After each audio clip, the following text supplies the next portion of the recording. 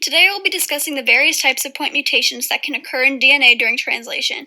To begin, it is important to recognize that your coding strand can easily be converted to a strand of mRNA by switching all of the T's to U's as shown here.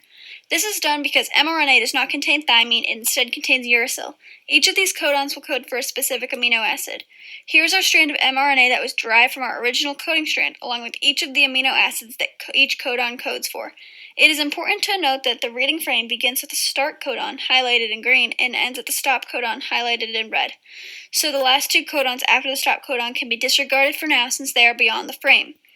The first mutation I will discuss is a missense mutation. A missense mutation is when a single nucleotide is changed and it results in a codon that codes for a different amino acid. Take a look at the third codon, AAC, coding for asparagine. A point mutation caused the nucleotide C to change to an A as shown here. This codon codes for lysine. It no longer codes for asparagine. We now have a different amino acid in our mutant strand than we would have had in our original. Here is a closer look at the mutation and its effect. Since the C in the original was replaced by an A, it is an example of transversion because it had changed from a pyrimidine to a purine.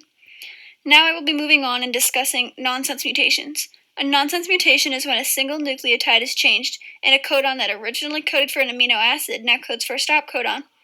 See how the second codon, UGG, codes for tryptophan in the original? A point mutation caused the nucleotide G to change to an A as shown here.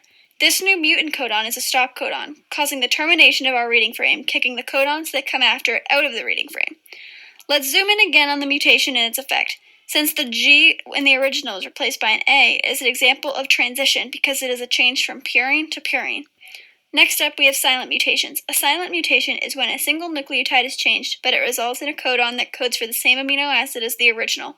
Focus on the fourth codon, GCU, which codes for alanine. A point mutation caused the nucleotide U to change to an A, as shown here. The mutant codes for alanine, just like the original. This is why this mutation is called silent, because it has no overall effect on the rest of the strand.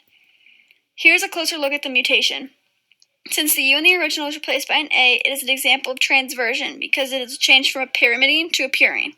Lastly, we have readthrough mutations. A readthrough mutation is when a single nucleotide is changed and it results in a stop codon being changed into a codon that codes for an amino acid.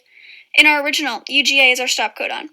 But when a point mutation causes the nucleotide A to change to G as shown here, the codon is no longer a stop codon. This causes the formation of a new codon that codes for tryptophan, as well as an extension of our reading frame to those final two codons. When you look closer at the mutation, you can see that it is an example of transition because the A in the original was replaced by a G, so it is a change from purine to purine.